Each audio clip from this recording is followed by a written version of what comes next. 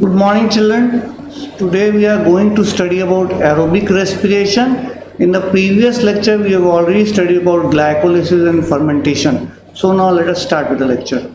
Now, aerobic respiration, as you know, after the process of glycolysis, pyruvic acid is formed. This pyruvic acid is then transported from the cytoplasm into the mitochondria. Now, what are the crucial events which takes place in mitochondria? In case of mitochondria, complete oxidation of pyruvate takes place, and because of that, step-by-step removal of all the hydrogen atom takes place, leaving 3 molecules of carbon dioxide.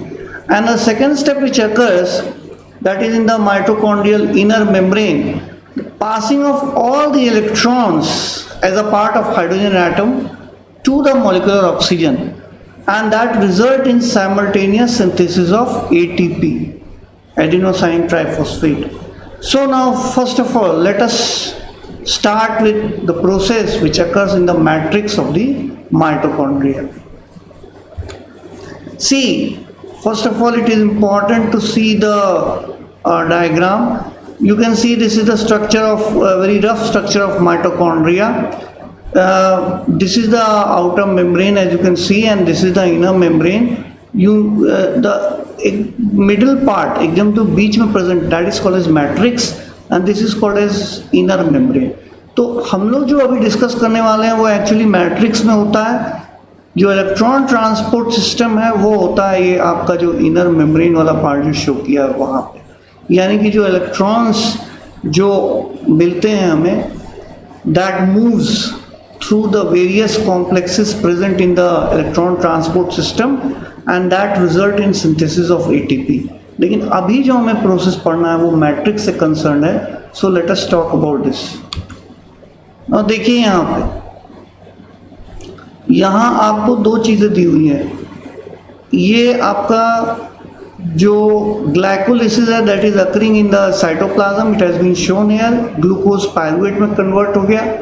Pyruvate is moving inside the mitochondria in the matrix part, where first of all pyruvate gets converted into acetyl coenzyme A with the help of a enzyme pyruvate dehydrogenase complex. Now after that, acetyl coenzyme A is first of all accepted by oxaloacetic acid, which is a 4 carbon compound, changing into 6 carbon compound which is called as citric acid. अब देखिए pyruvate खुद जो है वो 2 carbon molecules का बना है. When it combines with oxaloacetic acid which is made up of 4 carbon atom, the product will be 6 carbon atom and that 6 carbon atom is called as citric acid. अब इसको tricarboxylic acid cycle और Krebs cycle कहते हैं. Try carboxylic acid cycle इसलिए कहते हैं क्योंकि इसमें 3 COOH ग्रुप लगे हुए हैं. ठीक है, तो इस वजह से इसका नाम क्या पड़ा है, ट्राई कार्बोक्सिलिक एसिड. और फर्स्ट प्रोडक्ट जो है वो सिट्रिक एसिड है, इसीलिए सिट्रिक एसिड साइकिल भी कहते हैं. Now let us talk about try carboxylic acid. Now ये वो रिएक्शन है जो दिखा रहा है. देखिए पायरुवेट है, pyruvate is a 3 carbon compound, आप देख सकते हैं 3 कार्बन कंपाउंड है. And pyruvate dehydrogenase complex is actually association of various kind of enzymes, and you can see here NAD plus is getting converted into NADH as such, and resulting in the formation of acetyl coenzyme A, which is a 2 carbon compound plus carbon dioxide which has been liberated here.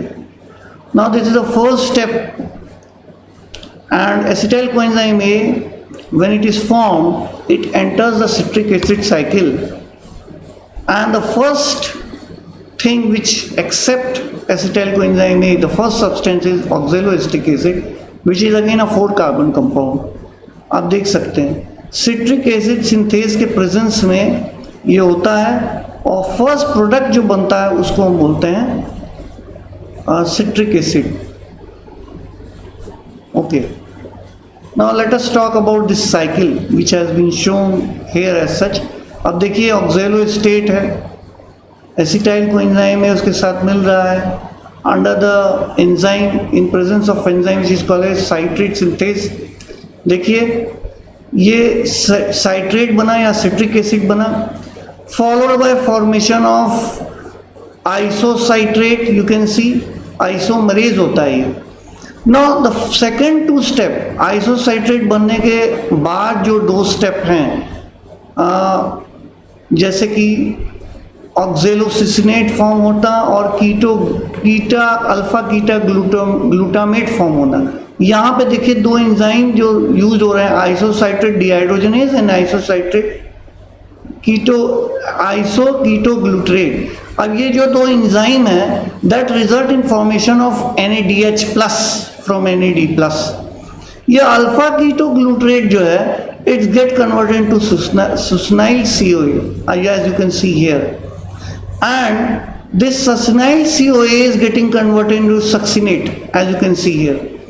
Now ये जो step है succinyl CoA से succinate में convert होने वाला, ये है substrate dependent phosphorylation.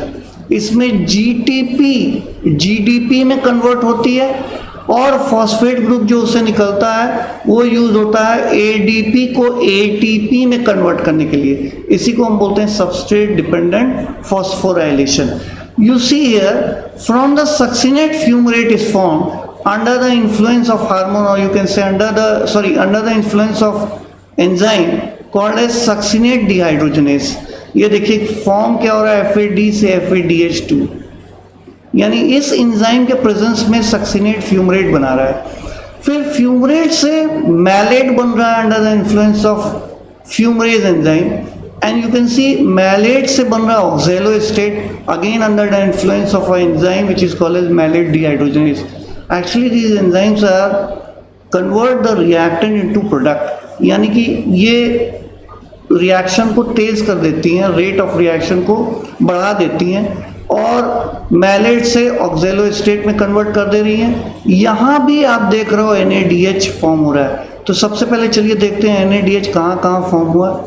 एक जगह यहाँ फॉर्म हुआ है, एक जगह आप देख रहे हो यहाँ फॉर्म हो रहा है, और एक जगह आप देख रहे हो यहाँ फॉर्म हो रहा है.